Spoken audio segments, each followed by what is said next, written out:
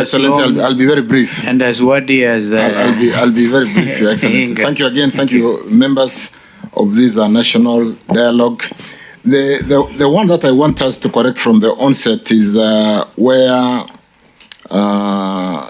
Honorable Ichung'wa did raise a concern about a bit of misinformation regarding what Citizen and KPC have published, that because the Financial Times did put an article which I expect the Fourth Estate to have read, that if the Hamas-Israeli war continues, in the coming months we are likely to see an accelerated increase in the prices of petroleum product, and that could go as high as $150 per barrel, not $150 per liter, as published by KBC. And it's basically looking at the future. It's an article which is published. Your Excellency, it is geopolitics which we are discussing in this room today, to the extent that the pricing of petroleum products has exacerbated the depreciation of the shilling in the last short while by about 25%. That's why CS Treasurer was saying, even if everything remained the same, the 25% depreciation would still cause the pain that we are discussing today. So we will need that correction so that we don't basically send the wrong information. With respect to Your Excellencies and honorable members, the geopolitics which really impacted on what my colleague called the need to... Sorry, coaches, I didn't get CS Chirchir clearly from what you said and what is misleading, because we also don't want to accuse the media unfairly. They've been part of this journey. They are here with us until the end of this journey. I was just listening to what you were saying. I want you to tell us what you think was misleading. To $80 to $90. And I read an article in the Financial Times the other day because of the Hamas and Israeli war, that that the international prices could go up to $150. And that would literally mean our products going to a high of 300 shillings per liter at the pump. We hope it doesn't... Per liter at the pump. So where are you saying was misreported? Because we don't want to be unfair to our media. They are partners. Thank you for playing that, because that's accurate. Yeah, the $150, we don't buy products out in the international market on the liter. We buy on the barrel. So the $150 is referring to the barrel and not to the liter, because the product are not traded internationally on liters. It's traded on barrels. And the article, like I said, it's published in the Financial Times, and I didn't quote Financial Times, does talk to the pricing is likely to go to $150 per barrel in the coming months. And that, when you bring to the liter in the market, is likely to really continue accelerating the price to the liter at the pump.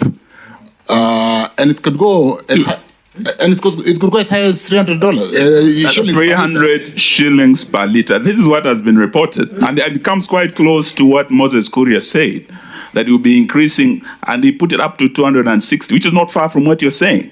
So we don't want the media to be accused unfairly. What is misleading I think also you have to be fair. I think we have corrected perceptions on the media here on many occasions that the media has inaccurately reported. When Chirchir tries to correct perception, no, because this was raised by Ichung'wa, so as for him to clarify. So suddenly when they are Chirchir and Kenya Kwanza is clarifying a misinformation, it is about independence of media. Order. I understood it the same way he's just clarified it. Hassan, no. Be fair to people. No, I think Hassan, take it easy. Davis, please continue and avoid reference to Kenya Kwanza. We are here as a committee. It's about Kenya Kwanza issue. Please. Whether you ask me or Kenya Kwanza, you're doing the same. It is a government of Kenya issue, which is a Kenya Kwanza issue.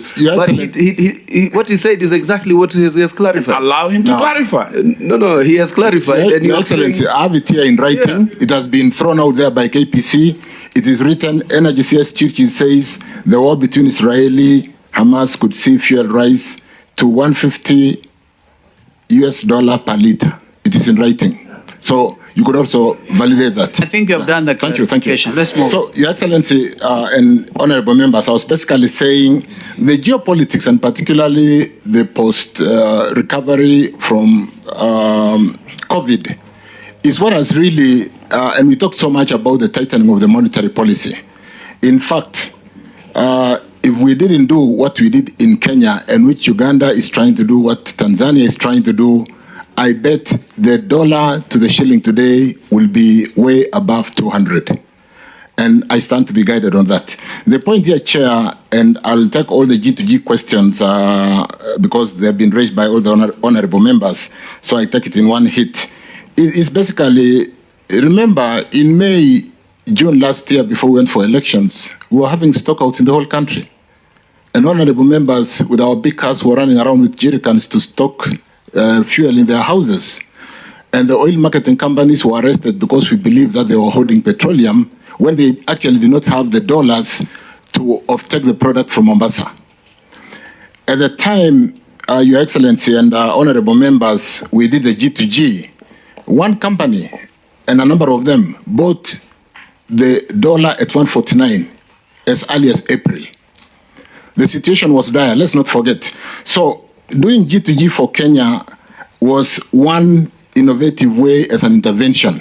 We did not expect that the tightening of the monetary policy will go on for 2, 3, 4 years. But it will be really lack of foresight for us as leadership, not like UK did not react immediately and the dollar became stronger than the sterling pound. We reacted to basically forestall the exiting of $500 million every month, like I did indicate in my earlier opening statement, by ensuring that we could delay the dollar exiting the country, allow those dollars to play in the macro areas of the economy, food security, medicine, expatriation of the profit by other companies, rewinding of the what do you call of the swaps, but more importantly, ensuring that we are able to hold the country together and kill what is still obtaining today, which is the interbank rate, which was trading at a high of 15%. You go and sell your dollars, you're given 130. You go to buy, you are told the price is 145. And that came down to a differential of about 3 shillings, which is what we know.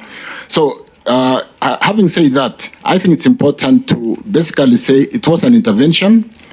If the tightening of the monetary is eased today, there is no reason why we will not go back to OTS. And more importantly, our G2G trades on the platform of OTS.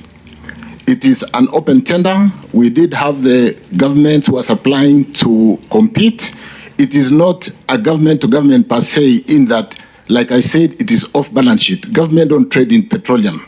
It is still traded by the oil marketing companies who work with the international oil marketing companies who are owned by other governments, and the only G2G is coming in to do an MOU and to do a framework agreement, but the commercial agreement is being left to be done by the local oil marketing companies and the international government-owned oil companies who are giving us the product. And I'm giving this background because it will be important in the context of what's happening in Uganda today. And being a sovereign state, and we've presented a cabinet paper to support what they are doing. And I want to say, Your Excellency, because you asked this question, we've worked very closely with my colleague from Uganda for the last almost 6, 7 months in trying to understand and go this route. Because Uganda, with their refinery and the fact that they want to export products, want to build their UNOC. UNOC is Uganda National Oil Company.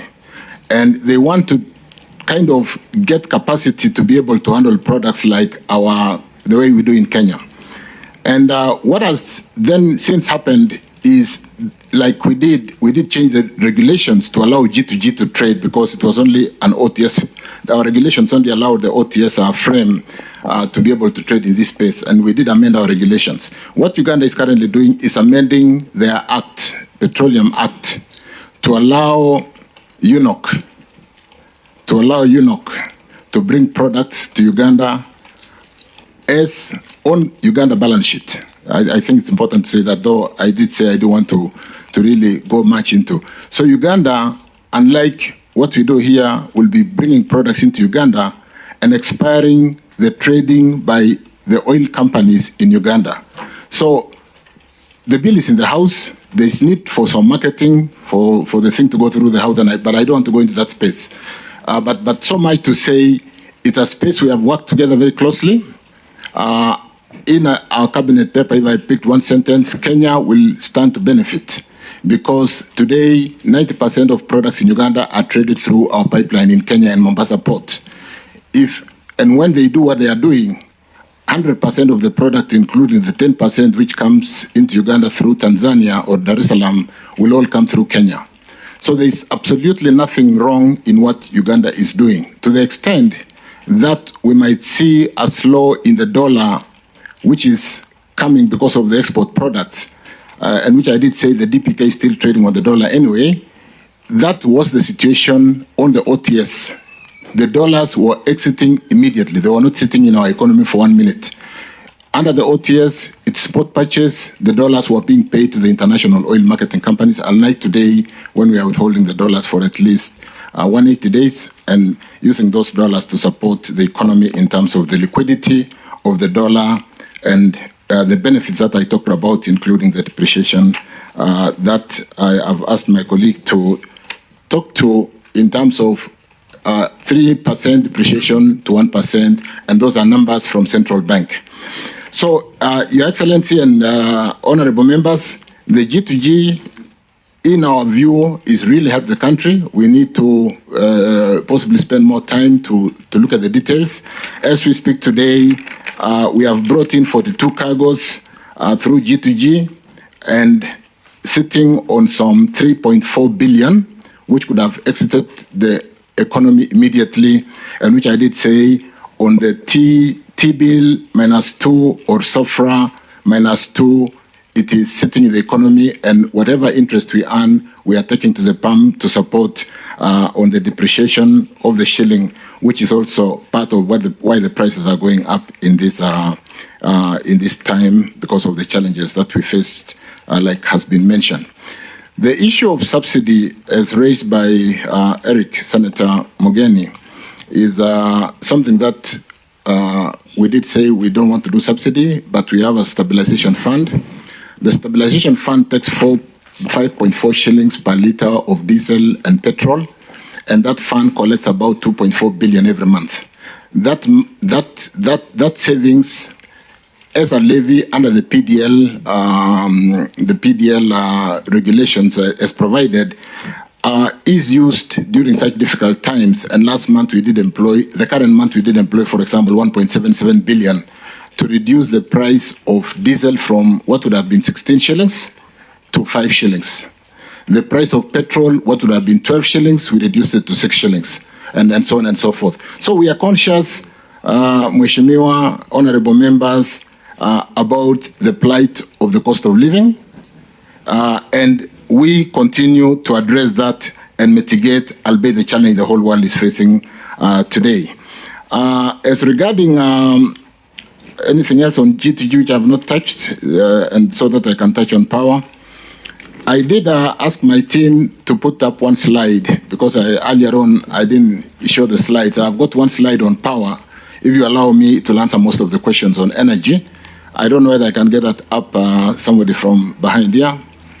And what do I want to say here? On energy, Your Excellency, I wish we had done the 5,000 megawatts in 2013. We didn't do it, Ethiopia did it. They are exporting power to us today. We have energy insecurity today. We have very high cost of energy because we are running diesel, like I'm showing you on that one slide. Just go to the maybe the third page. Let's look at that. From hydro today, and that's the only slide I'm going to use to answer this question. From hydro, we have an installed capacity of 784, but because of the hydrology, it is performing at 68% at 532.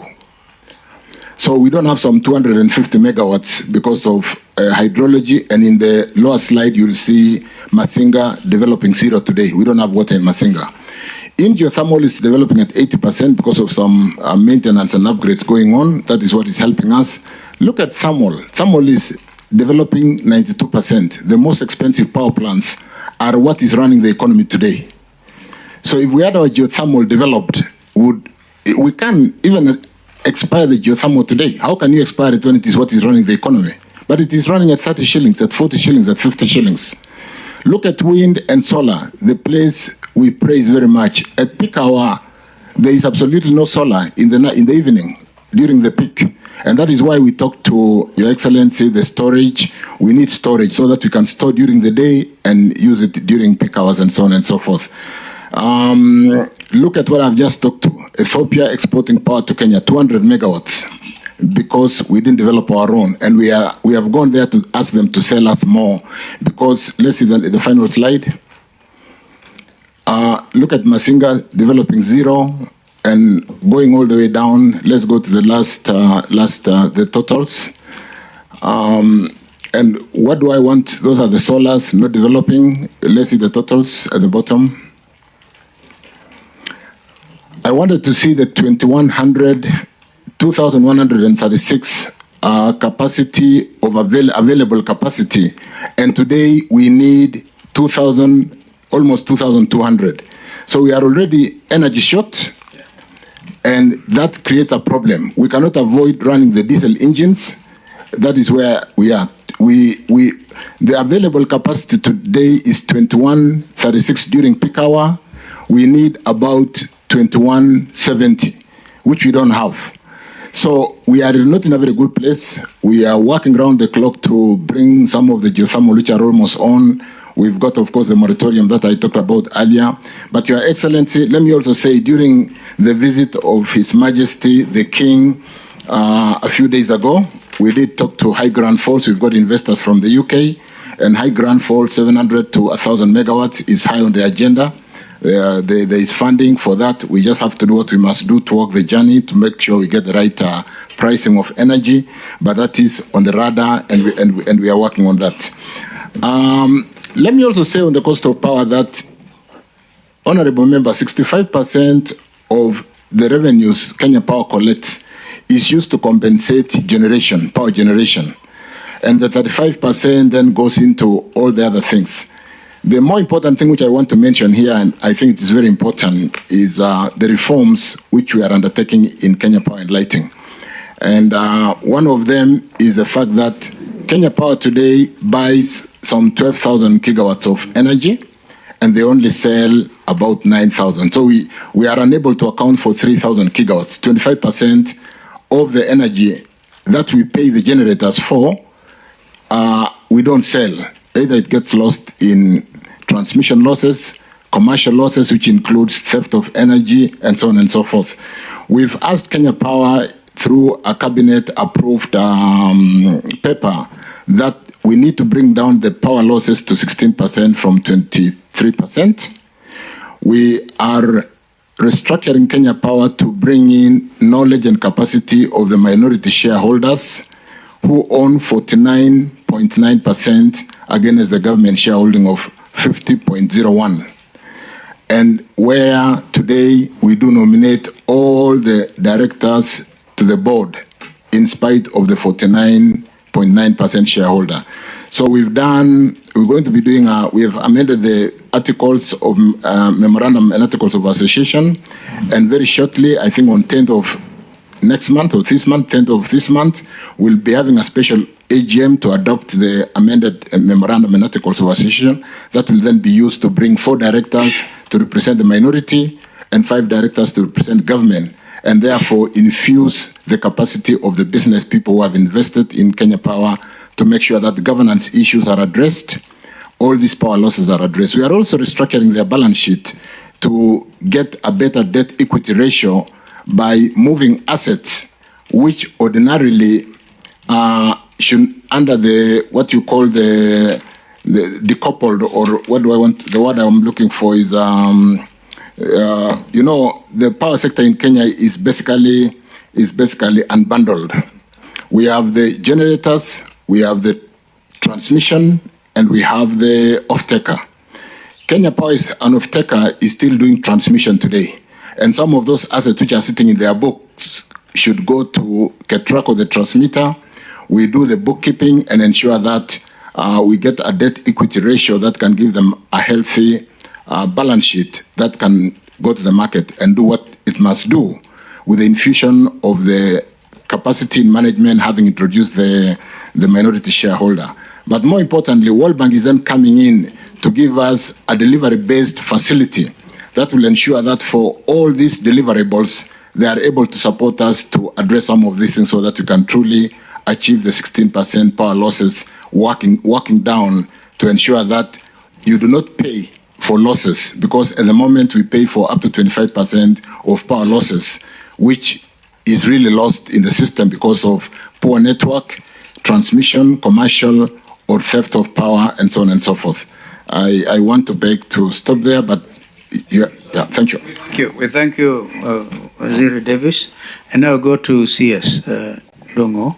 Thank you very much, and I do believe that there are several questions that have been shared. So let me stick to how they have come through, and then I hope I'll be efficient. And the starting one was with Mheshimiwa Kimani Ichung'wah, the majority leader, and he talked Can I just add one so that you can clear the air? Okay. As far as Kenyans are concerned, that did you get government-to-government help with regard to fertilizer? Because we heard it from President Putin when he hosted the Africa-Russia summit, that he gave so many tons of fertilizer